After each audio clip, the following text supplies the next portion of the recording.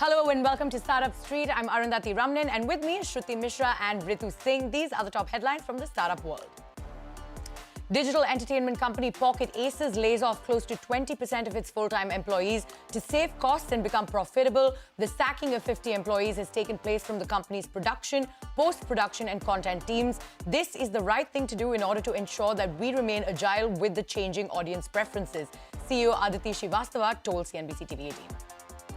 The layoff saga continues. Delivery management platform FarEye has laid off 90 employees, which is its second layoff in about 8 months. The job cuts affected employees across departments, and I quote, "The reduction in staff was necessary to align business strategy with market demand." End of quote. FarEye CEO Kushal Nahata told CNBC-TV18, citing macroeconomic conditions for the decision. Frontline workforce management firm Better Place acquires a majority stake in Indonesia-based blue-collar workforce fulfillment platform Myrobin, marking its foray into the Southeast Asia market. The deal size remains undisclosed.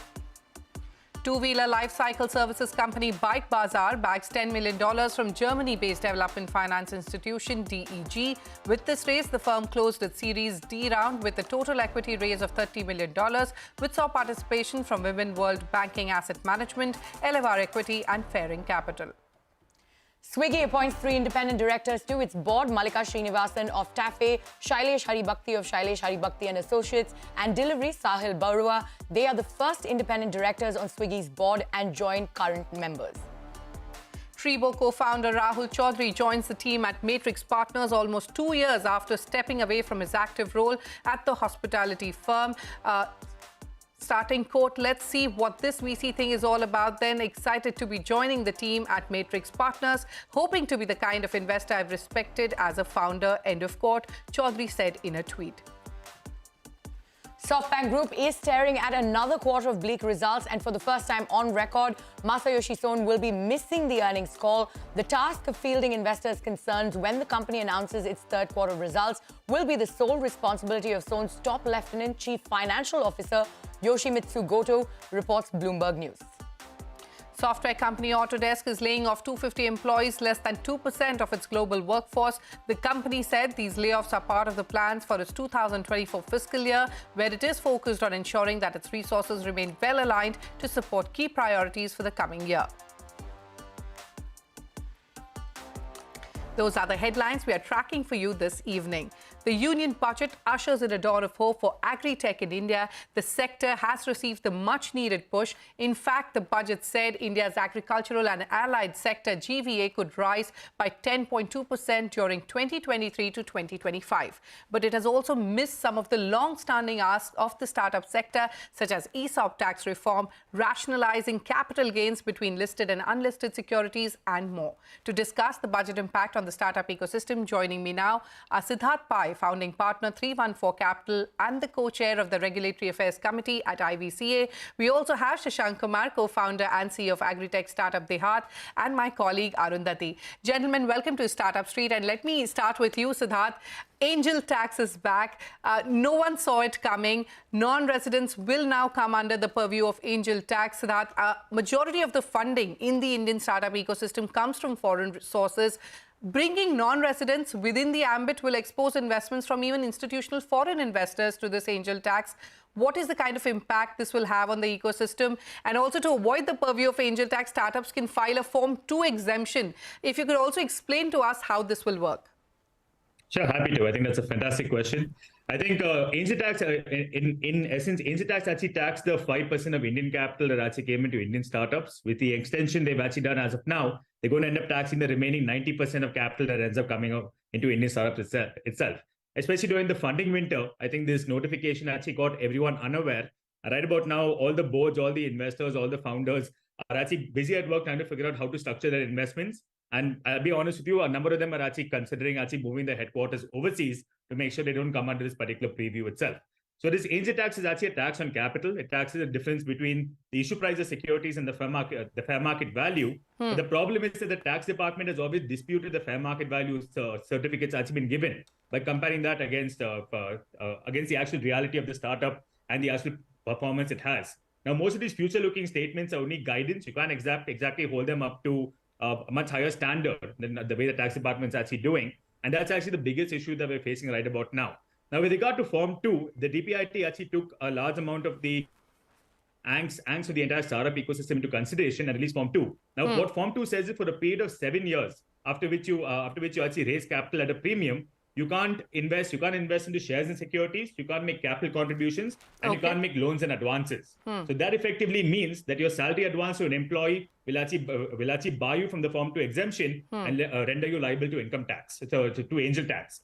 Your rental deposit, which is actually done by everyone, because everyone actually rents an office, actually renders you liable to that. A vendor advance, when you give a vendor an advance against an invoice, that actually becomes problematic as well. You can't create a subsidiary, you can't do treasury management, investments into semi-regulated mutual funds. It places an exceptionally hard cover that many startups can't actually end up breaching. So rather than actually looking at stopping, the intention of the law was to actually stop the about 1 or 2% of people who end up actually misusing startups as a means of laundering money, but the remaining 98% of the ecosystem is actually struggling right now. So there's a large amount of disappointment and angst that the entire ecosystem is facing right about now.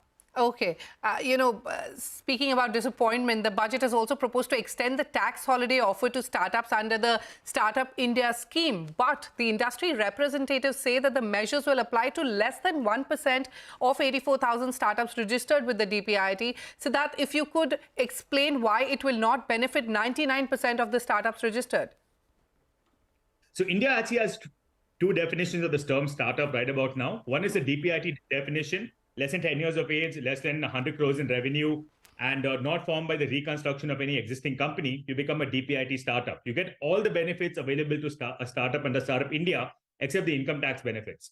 What the income tax has actually done, they defined a term known as an eligible startup, which is a DPIT registered startup that is incorporated between April 1st, 2016, now to April 1st, 2024, and has actually been deemed as being innovative by the Interministerial Board. The Interministerial Board, or the IMB, has certified only less than 1% of India's 84,000 startups as being eligible to actually get any of the income tax exemptions. So the ESOP changes, the tax holiday, angel tax exemption, everything that you can think of that the Honorable Finance Minister has been announcing since 2016 applies to less than 1% of all Indian startups. There's a large amount of anger from the startup industry saying that they've been denied most of these tax concessions. And every time they announce something, because it only goes to eligible startups, and the IMB as a system has fundamentally failed Startup India, none of these benefits go to the remaining 99%, and thereby actually denying all of them any of the tax benefits that the government has actually announced so far. All right. Shashank, let me bring you into the conversation now. Hi, Arundhati here. Let's now focus on the agri-tech sector that saw some major announcements, non-fiscal measures such as an agriculture accelerator fund for rural agri-tech startups and creating digital public infrastructure for agri-tech companies to empower farmers were also announced. So what's your view on the budget announcements for the agri-tech sector? Hey, Arundhati. So I guess, India Ag has a lot of diversity. You go from one village to another and things change in terms of soil texture, in terms of the package of practices farmers have been following, in terms of behavioral aspect of farmers, or a number of such things. So I think the solution or the innovation, it has to have a bottom-up approach. Then only it will be relevant for Indian farmers. I think from that perspective, encouraging rural-based or rural area-based agri-startup, I think that's the right step. Because then only the problem statement will be very well taken care of, and the solution will be localized, regionalized, personalized from the Indian farmer's perspective, whether it's related to financing or soil test or any other local innovation. So having a strong focus in terms of accelerator, in terms of a dedicated seed fund for the rural agri startup, it's a great step in that direction. And obviously, we all are aware of the way how we have been experiencing that agriculture as a sector has been evolving to agri-tech in last few years, right? I mean, 2021 itself, we saw more than $1.2 billion of investment. Even in 2022, it was close to 800. So down the line, all these so-called incubating or rural agri startups will create a larger pipeline for the larger investment of the VC industry as well, whether it's related to the investment or it's related to the strategic partnership. All right. Now, the budget has introduced many programs and schemes to benefit the farmers in agriculture in India. Around 63,000 primary agricultural credit societies are being computerized to fortify the Indian agriculture sector in the technological sphere. So how do you see this boosting the agri-tech economy, if you could tell us quickly? Sure. So, see, the concept of PACS is not new. Across India, in each and every panchayat, you have a PACS, The question was that, that overall there has been a gap in terms of their capability. So the digitization is the right step, but I'm not sure that, that again, whether the digitizing itself will be sufficient towards the capacity enhancement of these packs, I'm not sure. So there has to have a follow-on action post the digitization stage. Right. But yes, the concept towards digitization of packs will help in multiple ways in terms of, let's say, if someone has to acquire farmers, probably they may find these packs more cost efficient. If someone has to collect any right kind of data sets from the lending perspective, probably again, these packs might be helpful. But again, as I said, there has to have a strong focus towards the capacity building or the skill enhancement of these packs as well. Not just the digitization standalone is going to solve the problem. It's definitely a good way to start with, but there has to have a follow-on action. So good start, but need follow-on action. Now, apart from these initiatives, the government's move to spend 2,200 crore rupees for high-value horticulture and a decentralized storage capacity gives an added benefit for the agri-tech startups. So what's your view on this? How do you see this? To me, it's a mature step. It's not a standalone effort towards the productivity or the yield enhancement, because obviously horticulture has always a risk towards post-harvest loss. So the government is talking about a bundled approach, which is the productivity enhancement, and along with the right decentralized post-harvest solution. We all are aware of that. If the farmer income has to be increased, if we are talking about doubling farmers' income, horticulture crop is the solution, because these are more remunerative crops for farmers. That's one. And two, obviously, the way how in last 3 years, the overall agri-export has already crossed $50 billion market. So there also, I think this step will help towards increasing the pie of overall fruits and vegetable export out of this total $50 billion of. All right. Thank you, Shashank, for your views there. Let me quickly go back to Siddharth. Siddharth, let's now talk about some of the misses from the budget. Long-standing asks like ESOP tax reform. You mentioned extending the previous ESOP changes to all DPIIT-registered startups has not happened. What is your view on not having any announcements regarding ESOP, which has now actually become a survival tool for startups to retain their talent? No, that's actually a fantastic question. I think the answer to this question once again goes back to the failure of the IMD system. As far as the tax department, Ministry of Finance is concerned, they have announced all these concessions for startups. The previous budget, I think budget 2021, if I'm not mistaken, has actually announced that your tax liability when you exercise your ESOPs will be at the point of exercise, but the payment of the tax will only happen 4 years hence, or when you cease to be an employee, or when you sell those particular securities. It wasn't what the industry was hoping for, but it's actually a step forward in the right direction. But to systematically deny this particular concession because only restricted to those 1% IMB registered startups, I think it's rather insulting to the majority of the startups that actually exist in the country itself. ESOP tax reform, and especially as of now, during a funding winter when cash is actually tough, for that matter, has become exceptionally important. None of these startups actually have the ability to liquidate their securities the way listed market companies actually end up doing. So by not actually addressing this fundamental issue or IMB reform in this particular budget, I think it's actually a huge missed opportunity. Hopefully the DA, DPIIT and Ministry of Finance reform the IMB and actually announce it maybe in the next coming months, so that by the time April 1st, 2024 comes about, all the 84,000 startups in India can actually avail of this rather than being systematically denied it because of the bureaucracy and action through the IMB framework itself. Sure. All right, Siddharth, we had lots to discuss, especially around, expectation to see rationalization in capital gains tax to boost capital flows. But unfortunately, we've completely run out of time. Many thanks, Shashank and Siddharth, for joining us today on Startup Street. Thank you very much. You're welcome. Thank you. Bye-bye. Well, it's time now to take a very short break. But up next on the other side, more conversations on Budget 2023. This time, the spotlight is going to be on the fintech sector and the implications for it. So stay tuned for that.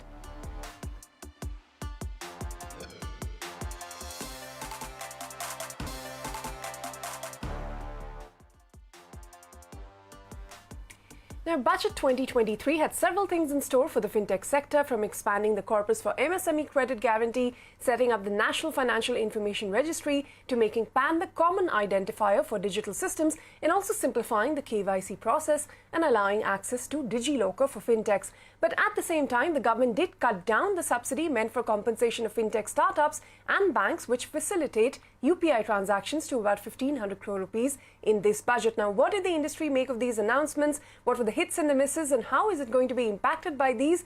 Joining us now to discuss this and more are Alok Mittal, the co-founder and CEO of IDENTIFIER Technologies, and Riju Datta, the co-founder of Cash Free Payments. Also joining me is my colleague Arundhati from the Mumbai studio.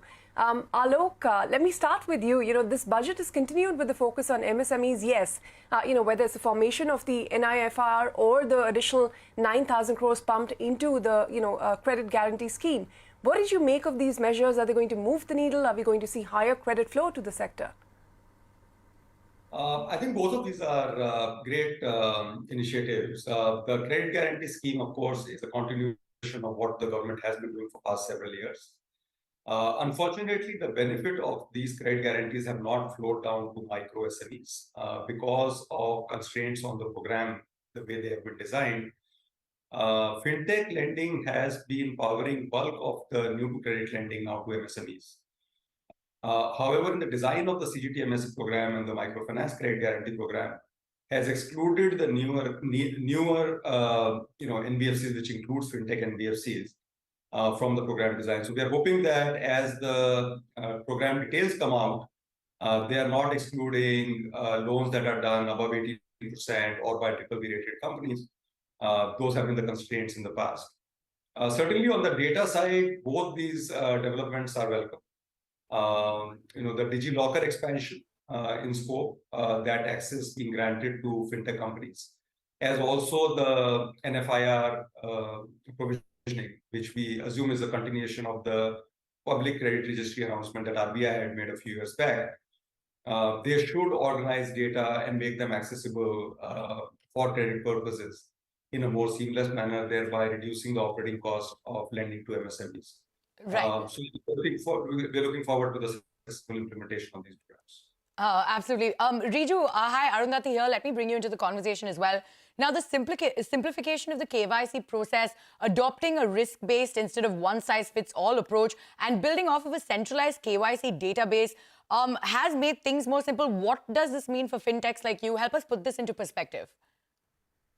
Yeah, so I think the budget document talks about simplification of the KYC and without actually detailing what are the actual steps. So we'll wait for that to come out. But I think overall, KYC is as the major problems that we face today, especially with business KYC. So there are two things, right? One is the physical verification that the RBI master direction mandates. So that is probably something that's time consuming and expensive and not in line with the vision of a digital India. And also the second part is verifying the ownership structure of a business entity.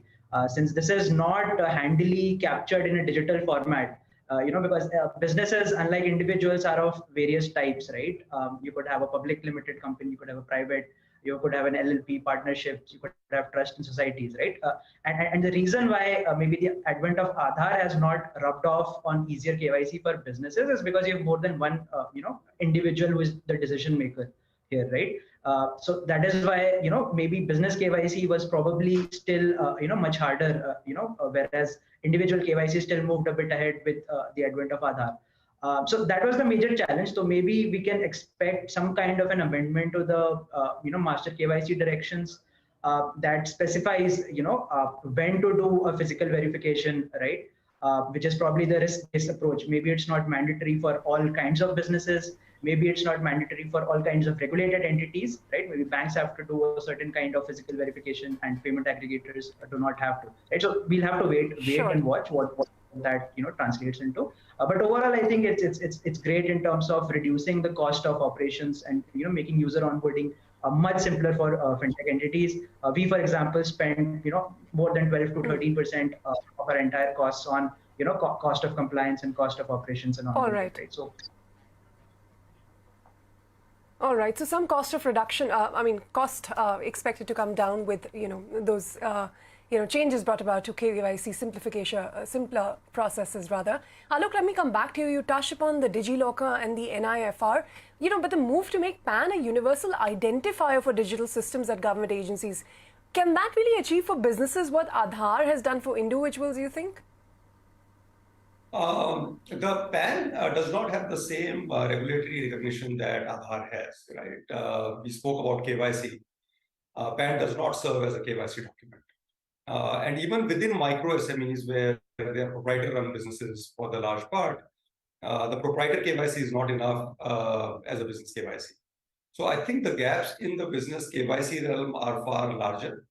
And it will require re-architecting to understand how the anti-money laundering considerations can be served, especially as businesses become more and more interconnected, right? So if you look at merchants who are selling on e-commerce platforms, right? Restaurants who are delivering through food delivery platforms. There is already a lot of data regarding their bona fides and cash flows.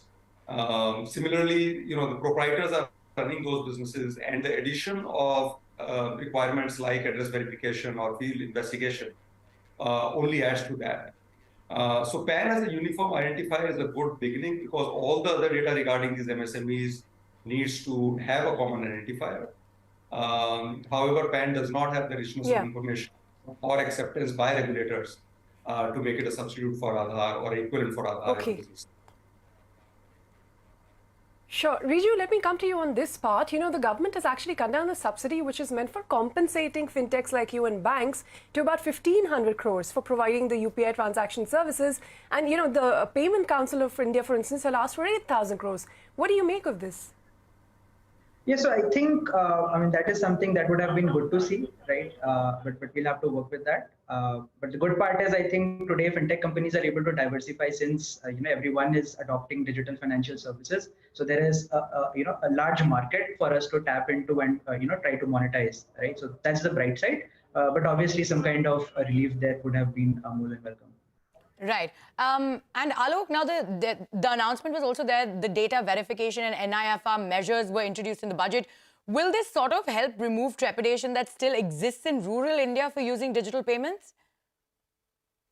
The NFIR actually promises to bring in all the financial information of these entities on one platform, right? Including the real-time credit information. The credit bureaus that are operational today don't have real-time information. That's a once-a-month reporting interface. So I think it is somewhat orthogonal to the digital payment revolution, especially given that we are in MSME lending. Digital payments has created the trail of transactions. But things like bank statements, which are being enabled by account aggregators or real-time credit profile, those are orthogonal elements to the payment streams, which will be helpful in provisioning of financial services to businesses.